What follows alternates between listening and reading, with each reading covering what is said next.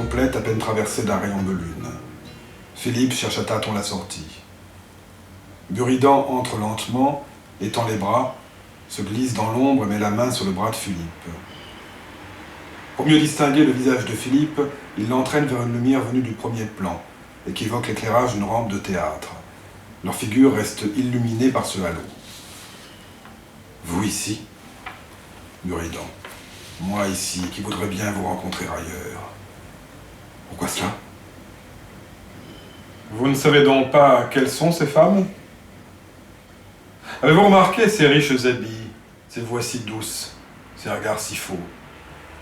À peine sommes-nous entrés dans cet endroit qu'elles se sont livrées à nous sans retard. À nous, inconnus et tout mouillés de cet orage. À table, et c'est notre histoire à tous deux, n'est-ce pas? Elles ont tenu d'étranges discours, elles ont oublié toute pudeur, oublié la terre, oublié le ciel. Ce sont de grandes dames. Eh bien, regarde devant toi.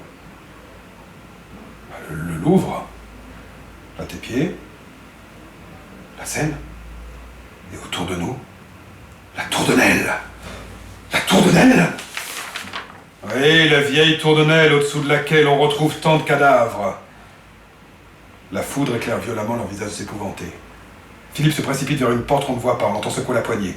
Écoute, si je meurs et si tu vis, tu me vengeras.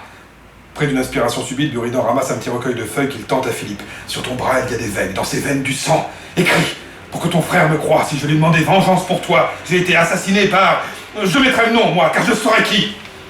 À l'aide de l'épingle à cheveux, Philippe entaille son propre bras pour écrire et signer avec son sang. Buridan dissimule le recueil dans sa chemise et étreint le jeune homme.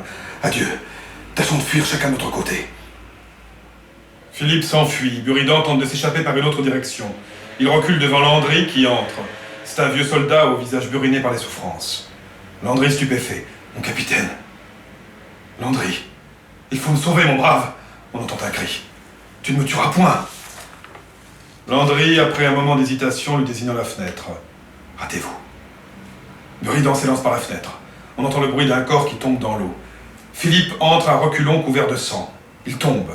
Marguerite paraît les mains ensanglantées, une torche à la main. Elle arrache son masque. Regarde et meurt. En même temps que Philippe, Louis découvre avec stupeur le vrai visage de Marguerite.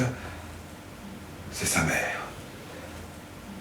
Marguerite de Bourgogne, reine de France. Orsini écrase une main sur la bouche de Philippe, tandis que Landry l'enferme de force dans un sac. Philippe se débat, mais le sac est refermé avec une corde. Les deux hommes le traînent jusqu'à la fenêtre et le jettent à l'eau. On entend la chute d'un corps.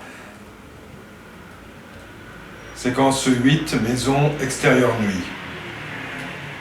On découvre l'eau d'une rivière que troublent les remous du poids qu'on vient d'y jeter.